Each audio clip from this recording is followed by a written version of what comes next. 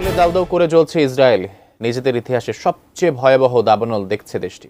আগুনের তীব্রতা এতটাই বেশি যে এরই মধ্যে বেশ কয়েকটি এলাকা পুরোপুরি খালি করতে বাধ্য হয়েছে কর্তৃপক্ষ। দাবানলে পুড়ছে ইসরায়েল, তবু থেমে নেই গাজায় রক্তপাত। ইসরায়েলের দাবানলের তাণ্ডবের মধ্যেও গাজা উপত্যকায় ইসরায়েলি সামরিক হামলা অব্যাহত রয়েছে।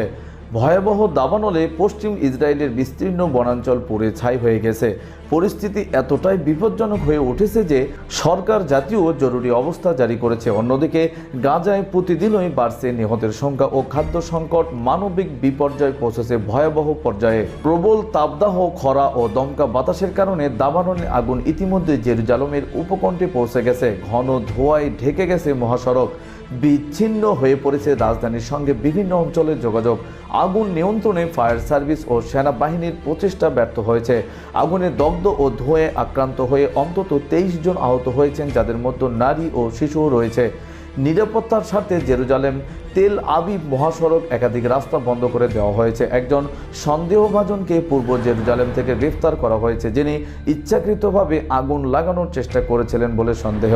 একই সময়ে ইসরায়েলি বিমান হামলা অব্যাহত রয়েছে গাজা উপত্যকায়। বৃহস্পতিবারই কেবল হামলায় 31 জনের মৃত্যু হয়েছে, যাদের মধ্যে এক শরণার্থী শিবিরকে এক পর্যায়ে 5 সদস্য রয়েছেন। দক্ষিণ গাজায় খান ইউনিস ও শেখ রেদওয়ান এলাকাতেও ব্যাপক ধ্বংসযজ্ঞের খবর পাওয়া গেছে। ইসরায়েলি অবরোধের কারণে গাজার সীমান্তে প্রায় 3000 ত্রাণবাহী ট্রাক আটকে আছে, যা প্রবেশ করতে পারছে না। গাজা স্বাস্থ্য মন্ত্রণালয় জানিয়েছেন 92% শিশু ও গর্ভবতী নারী অপুষ্টিতে ভুগছে। জাতিসংঘ গাজাকে দুর্ভিক্ষ কবলিত অঞ্চল ঘোষণা করার আহ্বান জানিয়েছে। এই মানবিক ও প্রাকৃতিক বিপর্যয়ের মধ্যেও প্রতিরোধ চালিয়ে যাচ্ছে হামাস। আল কাসাম ব্রিগেড দাবি করছে, রাফা অঞ্চলে হামলায় কয়েকজন ইসরায়েলি সেনা নিহত হয়েছে। ইসরায়েলও উত্তর গাজায় একজন সেনা নিহত হওয়ার খবর নিশ্চিত করেছে। এদিকে দাবানলের আগুনে পুড়ছে ইসরায়েলের বন ও জনপদ। অন্যদিকে ইসরায়েলি বোমা ও খাদ্য সংকটে প্রতিনিয়ত মৃত্যুবরণ করছে গাজার শিশু ও নারী সহ সাধারণ মানুষ।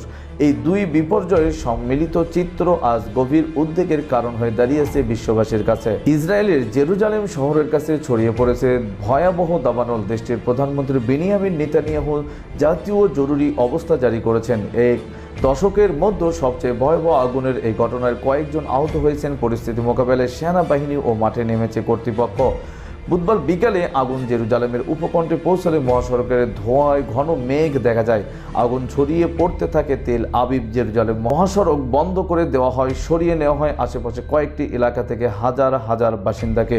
ইসরায়েলের জরুরি সেবাদানকারী সংস্থা ম্যাগেন ডেভিড অ্যাডম জানিয়েছেন, এ পর্যন্ত অন্তত 23 জনকে চিকিৎসা দেওয়া হয়েছে। তাদের বেশিরভাগই কালো ধোঁয়ায় শ্বাসকষ্টে ভুগেছে এবং আগুনে দগ্ধ হয়েছে। আহত হয়েছে অন্তত 17 জন অগ্নি নির্বাহী পর্ণকর্মী। দেশটির মদিন শহরের কাছে পাহাড়ের ঢালে আগুন দেখতে পাওয়া যায়। সেখানকার বাসিন্দা যুবদাল আহারনি বলেন, আমরা আবহাওয়ার পূর্বাভাস জানতাম আগুন লাগার ঝুঁকি ছিল, কিন্তু এখন মনে হচ্ছে কর্তৃপক্ষ আগাম প্রস্তুতি নেয়নি। ইসরায়েলের প্রধানমন্ত্রী নেতানিয়াহু সতর্ক করে বলেন, পশ্চিম দিকে বাতাসের আগুনকে জেরুজালেম শহরের উপকণ্ঠে এমনকি শহরের ভেতরেও ঠেলে দিতে পারে। বুধবার এক ভিডিও বিবৃতিতে বলেন, আমাদের যত বেশি সম্ভব ফায়ার ইঞ্জিনে আনতে হবে এবং বর্তমান অগ্নিকাণ্ডের রেখার অনেক বাইরে ফায়ার ব্রেক তৈরি করতে হবে। এখন এই দুর্যোগ শুধু স্থায়ী পর্যায়ে নয়, জাতীয় জরুরি অবস্থায় রূপ নিয়েছে, যা ধ্বংসাত্মক হয়ে যেতে পারে ইসরায়েল অল্প কিছু দিনের ভেতরে।